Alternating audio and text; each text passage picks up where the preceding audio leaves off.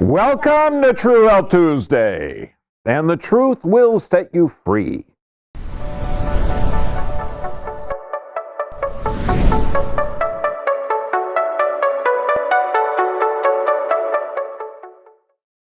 But what also will set you free is the power of your mind. Now, this is wild. I am in shorts, okay, because I'm still on vacation. That's probably why there's so few people here. Okay, but yeah, well, but it is kind of cool. So breaking the cycle of fear. What is that? False expectations appearing real. Now, this is hugely important because if you've had some frustrations in this past year, if you've had some upheavals and life changes, if you're feeling unsure about what's going to happen in the next couple of months, okay, what's going to happen with your life, if you're one of the 47% of businesses that have closed will never reopen, okay, and that number is increasing exponentially, okay, so there's a huge number of people that are being evicted and job loss. So let's get into this because we're going to have solutions for that. Teddy Roosevelt, far better it is to dare mighty things, to win glorious triumphs, even though checkered by failure, than to take rank with those poor spirits who neither enjoy much nor suffer much, because they live in a gray twilight that knows neither victory or defeat. I love that saying. Now, we're going to have all of this stuff. Tonight is not going to be censored, okay, by me, because I've been censoring my own stuff in order to maintain the platform on YouTube and Facebook. They're getting pretty nasty. So I'm going to censor some of the vaccine information, some of the COVID information, okay, on future talks. But this one's got to get out there. So all the handouts and everything, particularly when you're going to look at handouts like this, okay, the 100 things to do, be, or become, how to change your lifestyle, how to rate your lifestyle. We're going to cover all of that. But when you get on our site, you'll be able to get that as well.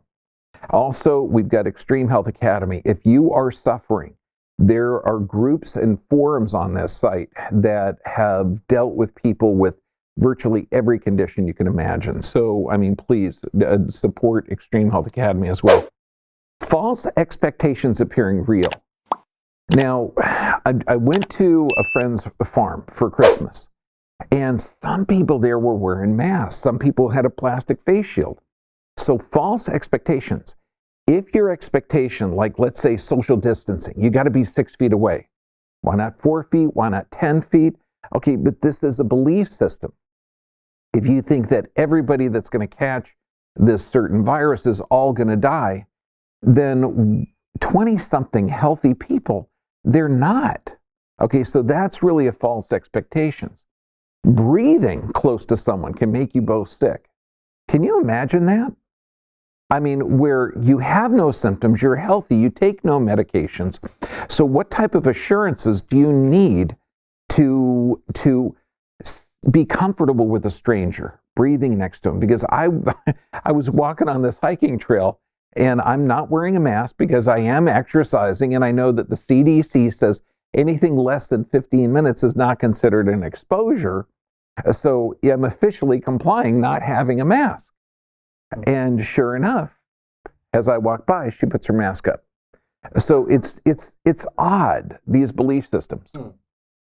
Vaccine will save us. We're going to cover a little bit of that information, and then we can get back to normal. However, the ones that are getting the shot currently, actually, it says that you still have to wear a mask, you still have to social distance, you still have to quarantine, so it doesn't really protect you. It may reduce some of the symptoms. However, it's been tested for 8 solid weeks. And you might think that that might not be enough time to develop autoimmune conditions. You're not alone. There's a number of doctors to back you up. And don't worry, the government will take care of you.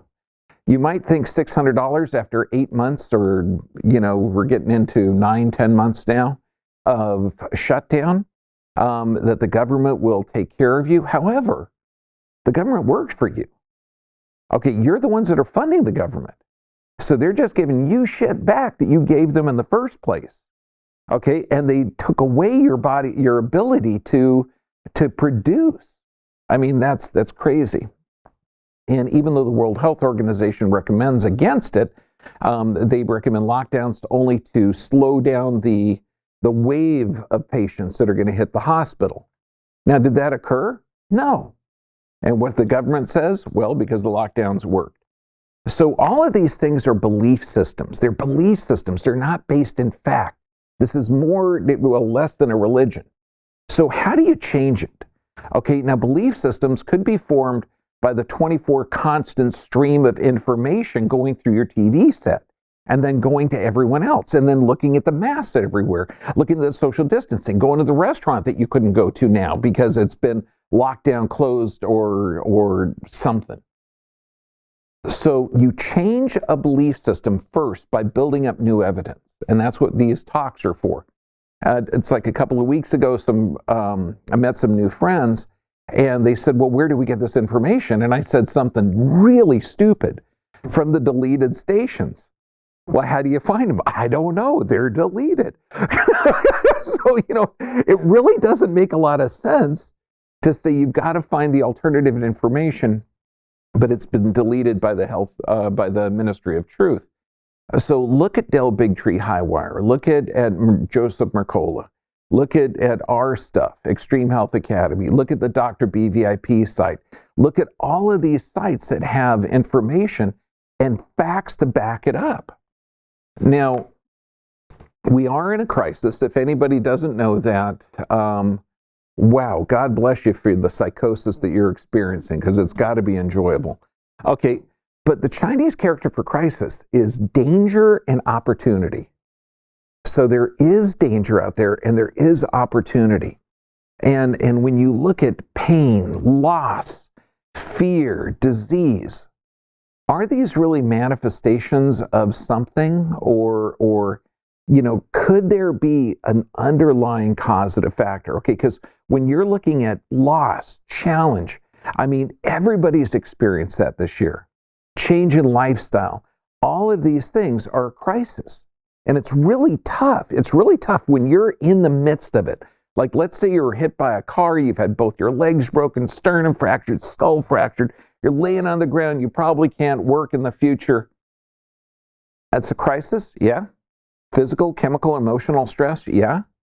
Okay. But there's also that opportunity in there.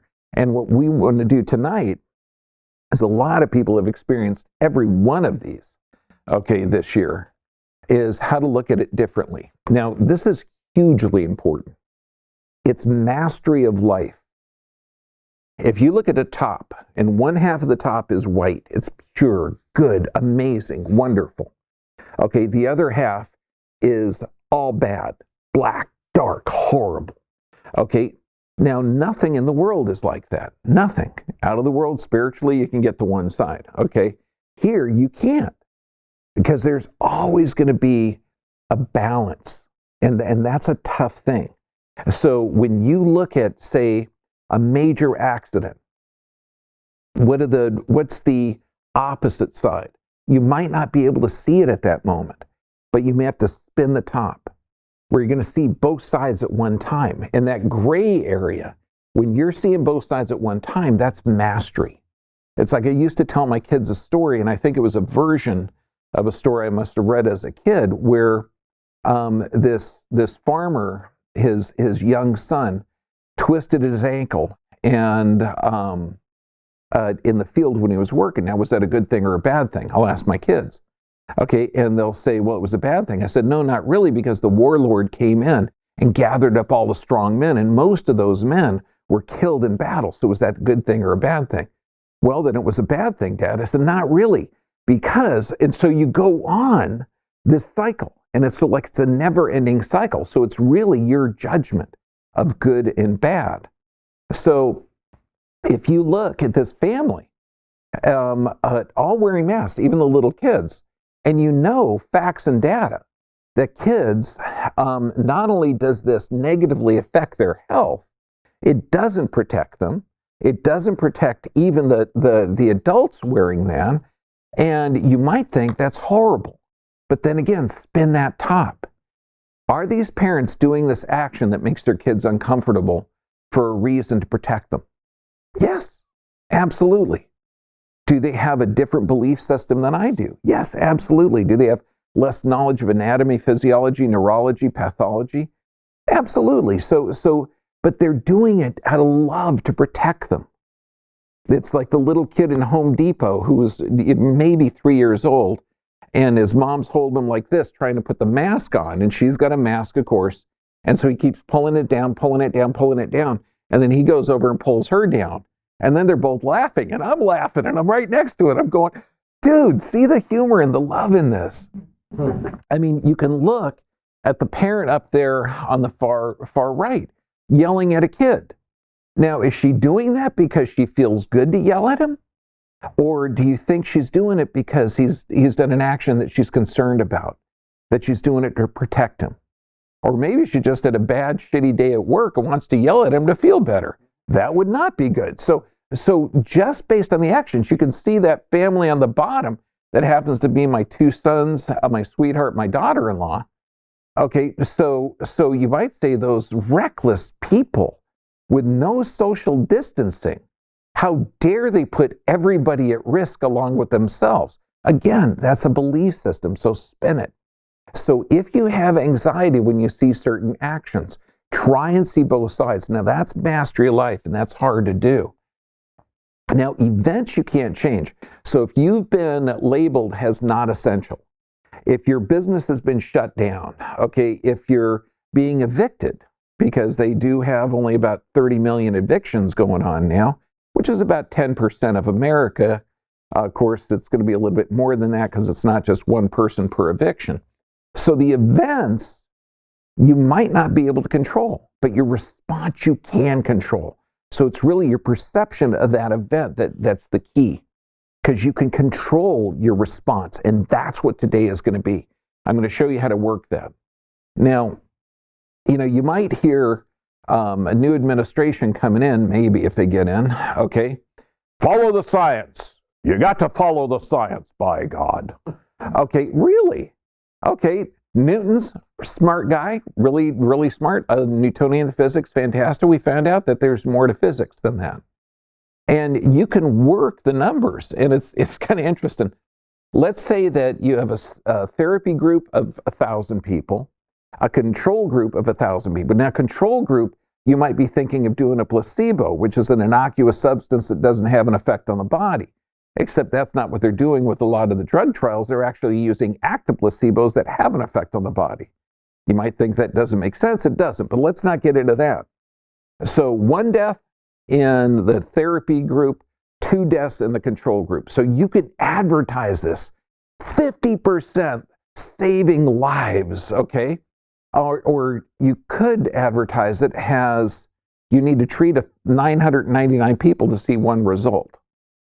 Okay, do you know what I mean? And so it's really working the numbers that doesn't make much sense. Because what's the therapy group? What's the control group? And that's one of the things when you're hearing all of these crazy statistics, you realize that the vaccines currently available are not approved, okay, because they haven't gone through the approval process. This is phase 4 clinical trials where they're putting it out, and they can do that on emergency use. Of course, they skipped a couple of things like animal testing and long-term studies and all the other stuff, but, we could look at this, and this was just about a month and a half ago, potential antigenic cross-reactivity between SARS-CoV and human tissue and possible link to an increased autoimmune condition. Now, we covered a lot of this last week because people are asking me, Doc, how do I detox from this?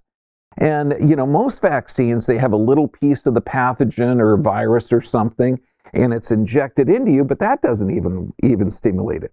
So they have to they had to add something there called an adjuvant.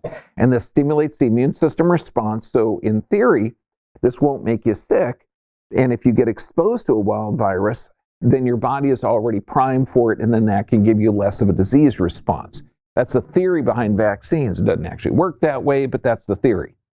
Now, this one's unique because you're not getting a piece of the virus.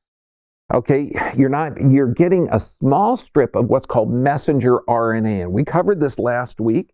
This RNA is surrounded by a fat capsule, and that fat capsule has to get through the intramuscular injection. It has to get bypass this, and then it has to get into the cells. Now, let's say you have, I don't know, in an injection, say 1 million. Let's even cut it down. Let's say there's 100,000 mRNA pieces inside of that shot. Okay, now they're wrapped with a fat coating.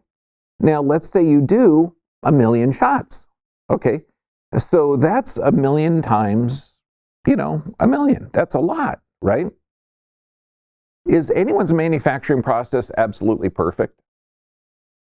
What about the fat covering on there? Because it's got to be enough to protect it from the immune system, but it also has to get inside of the cell to change the protein expression by that cell.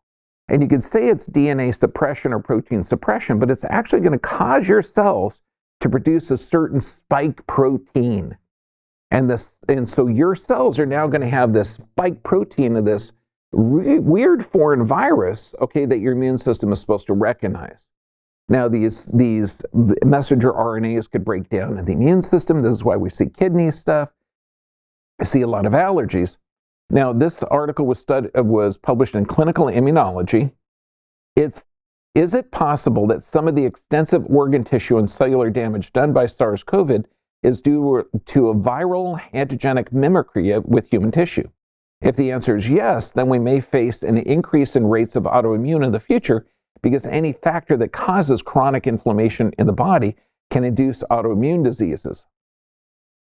Now, this article goes on to state that this has been a rush process. There's no long-term viewing of this. And in fact, when you're getting the shot, you still have to social distance. You can't go back to normal. They don't know if it stops or limits or decreases the transfer of a virus, so they don't know if it'll decrease infection. So there's a lot unknowns. But they do know that if they can force you to vaccinate, that this is not going to be a one-time deal. It's a 2-shot deal this time, and they still don't have any long-term studies, but you're going to give up bodily autonomy or your rights to what gets injected into you for the rest of your life. In fact, they're even developing an immune passport, and this article discusses that a bit. The promotion and implementation of such an aggressive immune passport program worldwide, in the absence of thorough and meticulous safety studies, may exact a monumental cost on humanity in the form of another epidemic. This time, a rising increased autoimmune disease and the suffering that comes along with them. Now, we can use vaccine adverse event reporting system. Those are one of the most advanced systems in the world that we've had put in place since the mid-'80s, when the vaccine companies had their liability just dissolved. They are no longer liable for their products that are recommended. Now, it checks between 1 and 10%. If you look at Harvard did a study, it was around 5%. So it's just interesting that the system that we're looking at can miss 90 to 99% of the vaccine damage. Now, there's another one, though, that's out called V-Safe that we covered last week, in that if you get the shot, you actually can track your symptoms. Of course, they're also tracking you through your phone, so if you do develop symptoms, they're going to be able to check who you've been in contact with. Now, the impact of COVID-19 on suicide rates. Now, I should say not the disease itself, okay, but the restrictions imposed by the government. You're essential, you're not essential. You're essential, you're not essential. You can't do business. We're going to give you a $1,200 check. Then we're going to slow down the evictions. The incredible psychosis that's going on with the response. There is robust evidence that social isolation and loneliness significantly increase the risk for premature mortality, and the magnitude exceeds that of many leading health indicators. We know that according to most studies, there's going to be over 800,000 deaths of despair next year. That massively dwarfs anything. But when you're thinking about this, because I met some beautiful people this weekend, and suicidality and thoughts are a real factor in our population now. And I mean, you've got economic stress, the constant pervasive collective anxiety. And this was out of the Journal of the American Medical Association. Is it possible that 24/7 news coverage of these unprecedented events could serve as an additional stressor, especially for people with pre-existing mental health problems? Pre-existing mental health problems. Look at our population. 60% of our adults have a chronic illness or disease. 54% of our children have a chronic illness or disease. This is not a healthy population. Emotional markers. So, and I'm going to give you a tool because everybody this year has felt depressed, irritable, angry, anxious, shame, humiliation. I mean, all of these things. Because if you're a masker and your relatives and stuff are not masking, what's your judgment? They're irresponsible. They don't care about you or others. They're spreading the disease. If they'd only put a face diaper on, by God, we could go back to normal. Okay, and then they're going to give you with some information that, hey, 85% of everybody that caught this in New York actually wore a face mask regularly. Okay, so you could do, so it's a challenge. But that judgment, that's not taking that top with pure beautiful on one side, black on deadly on the other, and spinning it. You got to be able to see both sides. Now this, emotions are chemicals. You look at that top picture right now, that top picture. What do you see? I know what you see. Okay, you know what you see?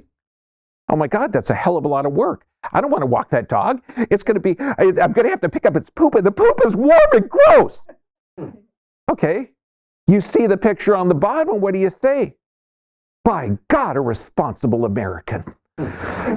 Protecting himself and his family by isolating himself and covering his face, particularly when he is alone. Okay, or you can look at this and say, my God, that puppy is my best friend. I'm going to cuddle and snuggle. He's going to nibble me right here. I'm going to get goosebumps. And the person on the bottom, my God, you're living in fear. What are your insides like? What's your digestion like? Now, if you understand that emotions are chemicals secreted by how the brain perceives the environment, not what's actually happening. See, these are two pictures. And I'm giving you two totally different stimuli responses based on those pictures. Totally different. Okay, but if you have consistent firing of those neurons, you're having consistent emotions. And emotions are chemicals that alter your body's response to the environment. Okay, we can make your body, if I stood on your foot or showed you a scary picture, your body is going to respond in a certain pattern. Consistent firing gets consistent chemicals, and that alters your physiology.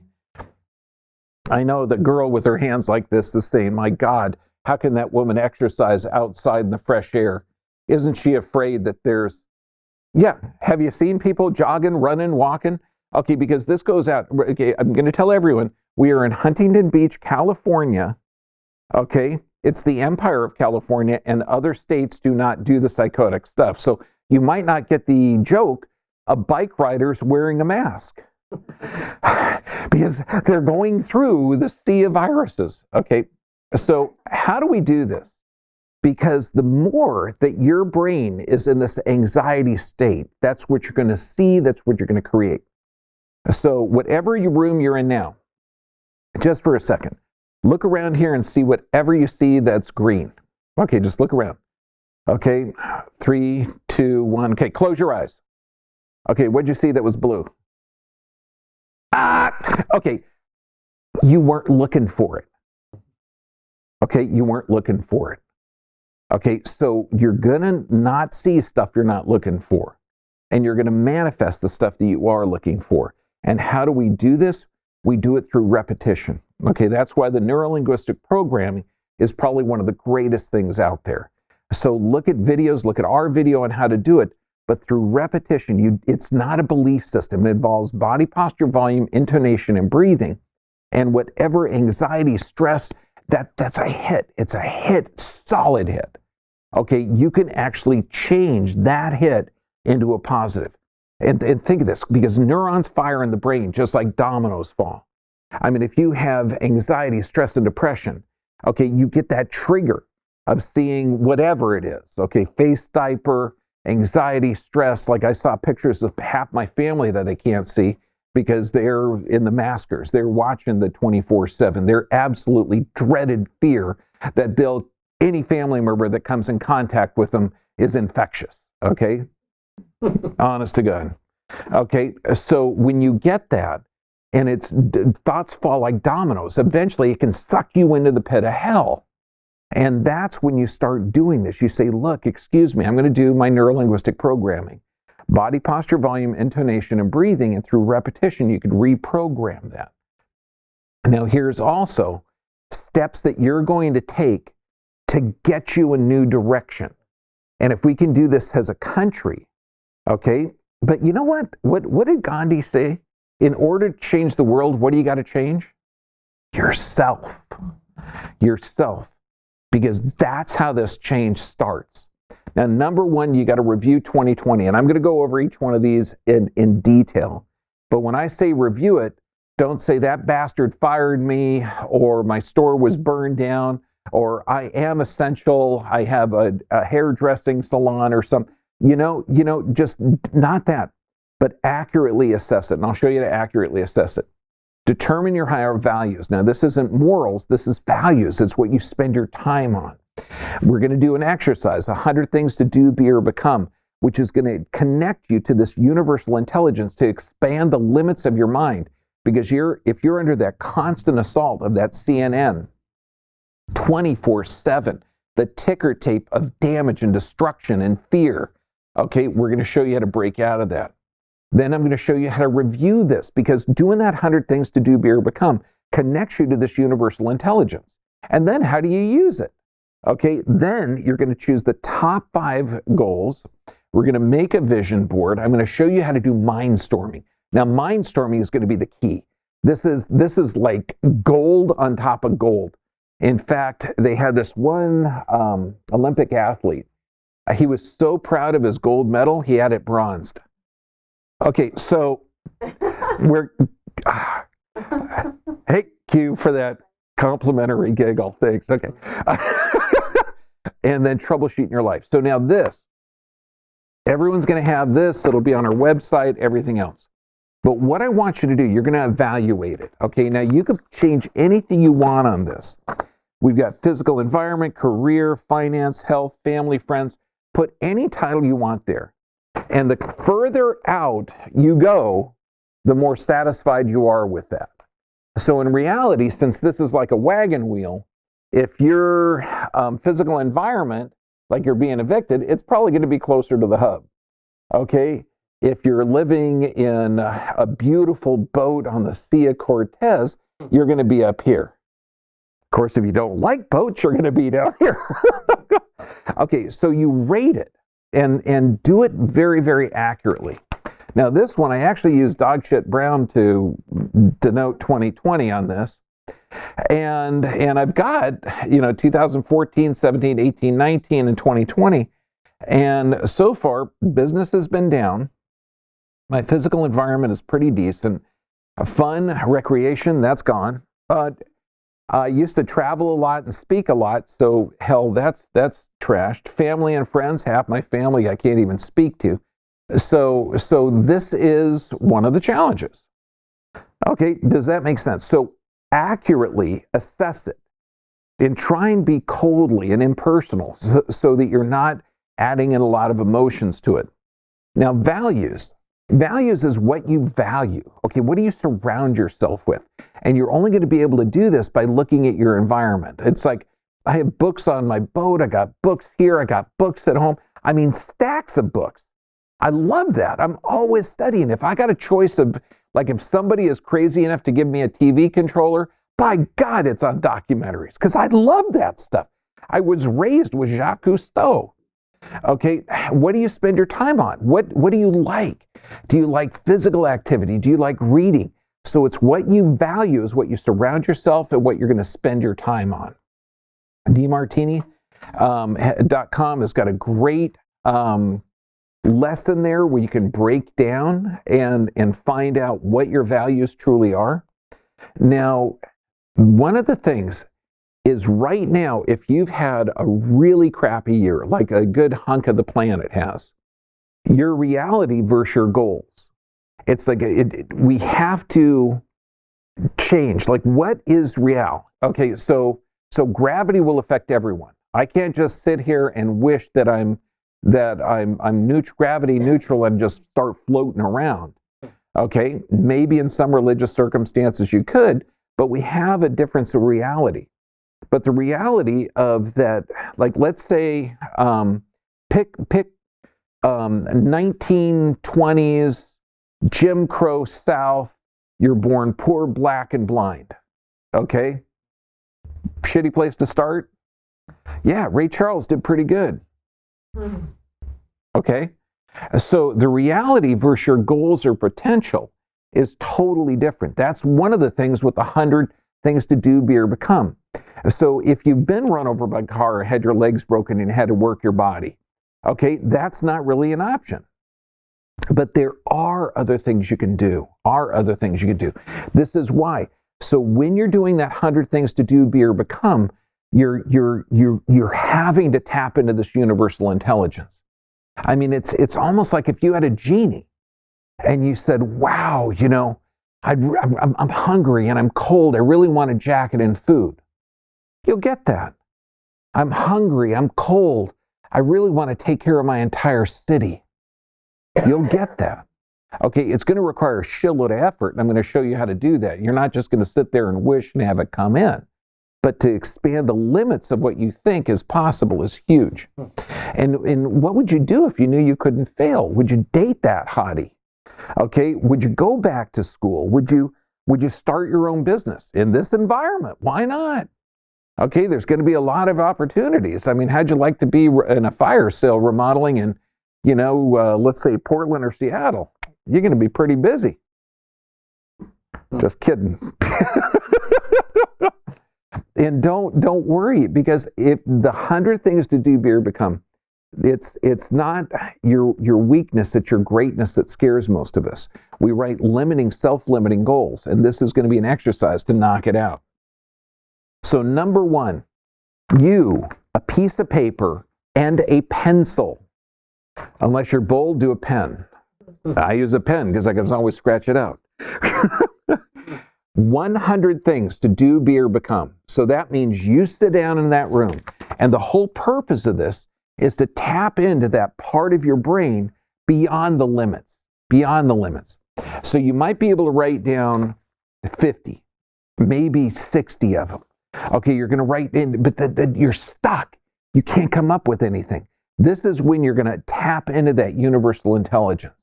I'm going to learn how to cook pasta in Tuscany. I'm going to skateboard the Great Wall of China. I'm going to hike Mount Kilimanjaro. I'm going to study the African fruit fly, okay, for a month. I'm going to hunt seals with the Eskimos. Okay, fanciful, but they've got to be in reality.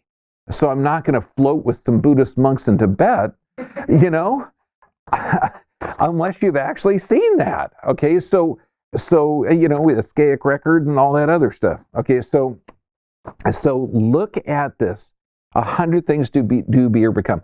But they have to be something tangible. You can't put find my love. Okay, find my soulmate, maybe. Find a good partner. That's cool. Okay, be happy. Okay, you'll be delusional. You'll be in a friggin' hospital because there's always a balance of happy, sad. It's called life. Okay. Now, after you get the 100 things to do, be, or become, you look at each one, and you got to do 100. If you're doing 90, you're not doing it. If you're doing 70, you're not doing it. Okay, get your butt back in that room. Okay, so you got 100. You put a 1, a 5, or a 10 next to each one. So let's say that you put down swimming with the sharks in the Great Barrier Reef, okay, in Australia. Could you do it in 1 year? Well, if you're a certified diver, possibly. Maybe they'll have less restrictions. Maybe you could sail down there. If you're not a certified diver and you're concerned with the societal restrictions, you might have to put a 5 next to it. Okay, does that make sense? Hiking Mount Kilimanjaro, travel restrictions, maybe you're out of shape. You might want to put a 10-year mark on that one. But at least it becomes more real. more real. And that's the key. That's the key. Now, you choose your top 5-1, the top 5-5, and the top 5 10-year goals. And this is what you're going to make your vision board out of. Because how does the brain learn? Well, for one, the neuro-linguistic programming, you understand that subconscious learns through repetition. The government knows that you learn through repetition.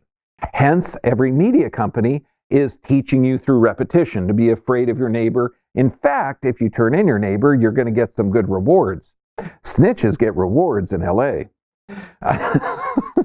Then you create your own vision board, okay?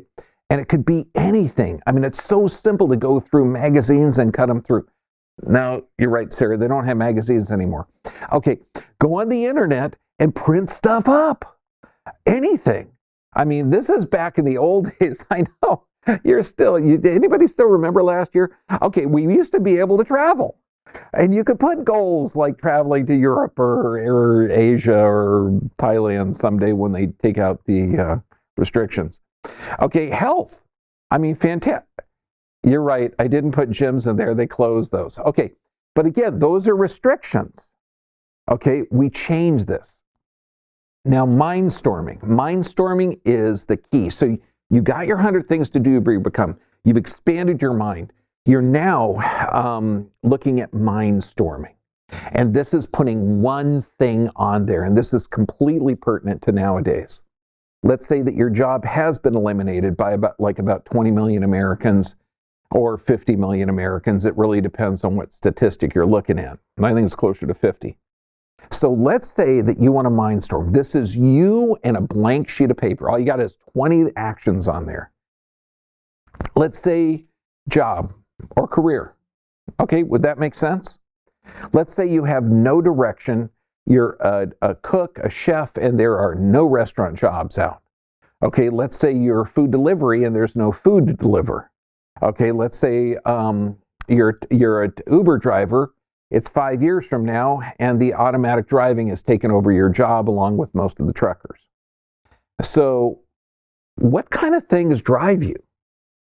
I would put job or career on top. I'd research the top satisfying or paying, because some people are going to work for pay. Some people are going to work because they love to serve others. Some people are going to work for creative outlets. Okay, I mean, one of my first jobs, I worked at a door and window shop, and it was fun building stuff. It was a blast. I ended up working at a cabinet shop and then becoming partners in the cabinet shop, and it was a blast. At the end of the day, you had something tangible. That was a way more fun. I mean, you made decent money, but it was enough to live, but also you had that creative outlet. So pick a job that you want, okay? And the first one would be research the top paying ones or the top satisfying ones. Then, what skills and education do you require to achieve that? And it could be anything. You could be a marriage and family counselor. You could be a baker. You could do any of this stuff. You could can fruits or food. I mean, anything. Then sign up and look for the skills required for it. Get it up there. Get your pattern needed. Pick where you want to live and work. And that's one of the advices that I would give to my student doctors.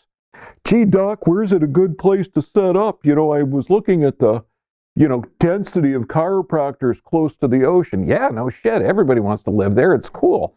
You got pretty consistent temperature. You can go surfing or sailing or anything. Yeah, I want to live there too. And they said, well, what about the population density? It's okay. Anyone ever see a car dealership? Yeah, where are they? With other car dealers. Anyone see a fast food place? Yeah, where are they? With other fast food places. Okay, if you're hungry, you're going to go to that area. So don't worry about density or anything else. Pick where you want to live. Pick where you want to thrive. Change your job. I mean, it's amazing. And the biggest impediment to setting goals, particularly when you're in a time of crisis like this, is fear. False expectations appearing real. Okay, so what happens if nothing changes right now? I mean, what were we going to do back in March? Oh yeah, it's only to flatten the curve. It's only for how many weeks? 2 weeks. Okay. Okay, all you got to do is see the movie The Money Pit, and what do the contractors say? We'll be done in 2 weeks. We got a couple of patients that are cops. Very, very cool guy. The guys, and I was having a conversation with one, and he says the one thing that he gets when he stops people that are drunk driving, and they're obviously, they always say the same thing. It's always 2 beers or 2 glasses of wine. It's always, yeah, just 2 beers. And it's fun too, because it just is cool. There are no unrealistic goals. Okay, there are no unrealistic goals. Okay, think of Ray Charles, baby. Okay, brilliant. And if you have relationships challenge, and let me tell you, if your husband is home and he's usually at work, there are going to be some more challenges. Okay, if your wife, who normally works, is at home, there's going to be more challenges, more different appreciations, different job titles are going to go around the house. I mean, big time relationship problem thing here. So this is how you either solve it or end it. You do a 90-day challenge. That means for 90 days, you act like your sweetheart, your lover, is the greatest gift from God in the world.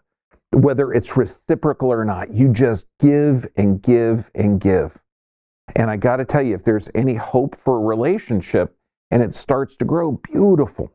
If there isn't, and at that end of 90 days that you're not getting that reciprocal, or you can leave that relationship with your head held high. You've actually put forth a great effort. You've had that time together and that experience, and that you've appreciated that. But man, do the 90-day challenge. I mean, it's amazing. This is how you change your belief system, is you change your perception. How do you do that? By evaluating your life, doing the 8 steps we talk about, how to change your mindset, change your goals, and change your direction. You've got to play every day. You've got to get deep sleep. This is the key. Look at our sleep videos. You got to eat a healthy diet. That means organic, plant-based. I mean, how many times have you driven by a fast food restaurant in this time where they're only doing food to go and you're looking at lines a block long? Generally, that is not healthy food. Play every day, prayer and meditation, thank God, and sign up on our site so that you could support us, particularly when, we've been demonetized now through YouTube for several months now, so it's commercial free, thank goodness. Enjoy the Extreme Health Academy. Next week, we've got a pretty powerful one. Next week, we're going to be dividing up into 2, where some of the information is beyond crazy. Okay, it's actually one of the reasons behind the lockdown, the judgments, and it's a global reason too. So right now, get your sheet, go out, and the power to change your world, the power to change your life is in your hands. Why? Because you're more energy than matter. God bless you. I love you.